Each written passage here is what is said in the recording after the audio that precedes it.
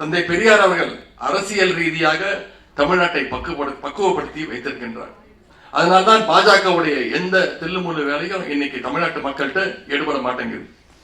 பாஜகவால் நேரடியா மக்கள் ஆதரவை பெற முடியாது. அதனாலதான் இன்னைக்கு அதிமுகவை மிரட்டி அவங்களோட தோல் மேல ஏறிக்கிட்டு இன்னைக்கு சவாரி செஞ்சுட்டு தமிழ்நாட்டுக்குள்ள நுழைய பார்க்கிறாங்க. பாஜகவுக்கு பழைய அடிமைகள் பத்தாம இன்னைக்கு புது அடிமைகளையும் வலைவீசி தேடிட்டு இருக்குது பாஜக. எத்தனை அடிமைகளுடைய துணையோடு வந்தாலும் பாஜக வந்தாலும் தமிழ்நாடு சுயமரியாதை மண் என்பதை 2026 சட்டமன்ற தேர்தல் மீண்டும் முடிவு செய்து அவங்களுக்கு நிரூபித்து காட்டும். இன்னைக்கு அதிமுகவோட நிலைமை என்ன? திரு எடப்பாடி பழனிசாமி அவர்கள் இன்னைக்கு